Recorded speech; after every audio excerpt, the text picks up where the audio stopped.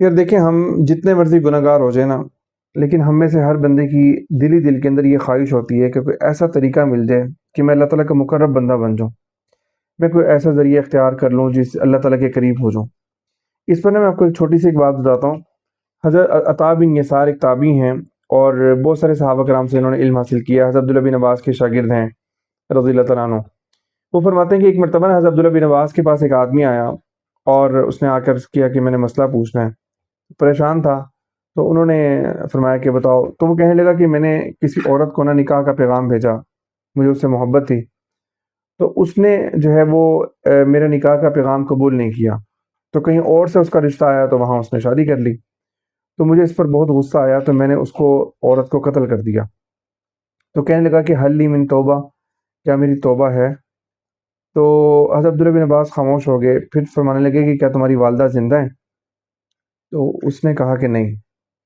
تو پھر انہوں نے فرمایا کہ بس تم اللہ تعالیٰ سے استغفار کرو، توبہ کرو، اور جو تم سے ہو سکتا ہے تم اللہ تعالیٰ کا تقرب حاصل کرنے کے لیے، قرب حاصل کرنے کے لیے وہ اعمال کرو۔ خیر جب وہ چلا گیا تو کہتے ہیں کہ میں نے خدمت میں حاضر ہوا، میں نے عرض کیا کہ حضرت، کہ آپ کی جو آپ نے اس سے سوال پوچھا والدہ کے بارے میں، یہ بات مجھے سمجھ نہیں آئی، اس کا کیا مطلب ہے؟ تو انہوں نے فرمایا کہ میں نہیں جانتا، کہ میرے علم میں نہیں ہے کہ والدہ کی خدمت سے بڑھ کر اللہ تعالیٰ کا قرب حاصل کرنے کا کوئی ذریعہ ہو۔ مطلب اللہ تعالیٰ کے قرب حاصل کرنے کے جتنے بھی ذریعے ہیں، جتنے بھی اسباب ہیں، جتنے طریقے ہیں، ان سب میں سب سے بڑا ذریعہ جو ہے وہ والدہ کی خدمت ہے، والدہ کے ساتھ حسن سلوک ہے۔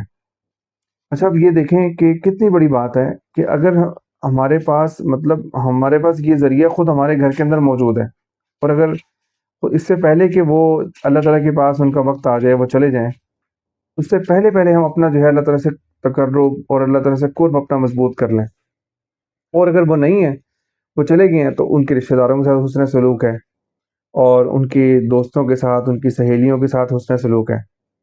اچھا اس واقعے سے ہمیں ایک اور بات بھی پتہ چلتی ہے، آپ نے نوٹ کیا ہوگا کہ حضرت عبداللہ بن عباس نے یہ نہیں فرمایا اس کو کہ بھئی تمہارے اوپر تو قصاص بنتا ہے، تم عدالت میں جاؤ، تمہیں پولیس میں جانا چاہیے، تھانے میں جا کے وہ کرواؤ، کوئی بات نہیں کی۔ کیوں؟ کیونکہ حضرت عبداللہ بن عباس کی حیثیت جو تھی نا، وہ ایک عالم اور ایک مفتی کی تھی۔ وہ اپنے زمانے کے سب سے بڑے عالم اور سب سے بڑے مفتی تھے، بہت بڑے مفسر قرآن تھے۔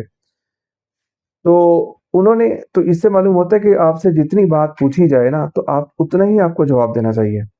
مثال کے طور پہ آپ ڈاکٹر ہیں، اور آپ کے پاس ایک پیشنٹ آتا ہے، اپنا مسئلہ ڈسکس کرتا ہے، آپ اس کو چیک کرتے کرتے دیکھتے ہیں کہ آپ اس کے کپڑوں کی سلائی بھی صحیح نہیں ہوئی، ٹھیک ہے؟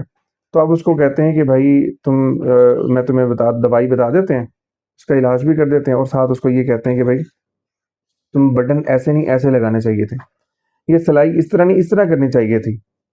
تو اس میں جو ہے وہ آپ کی کیا اس میں کہیں گے، وہ مریض بھی ہنسے گا باہر جا کر، یار میں نے کیا بات کرنے آیا تھا ان سے، یہ مجھ سے کیا بات کر رہے ہیں۔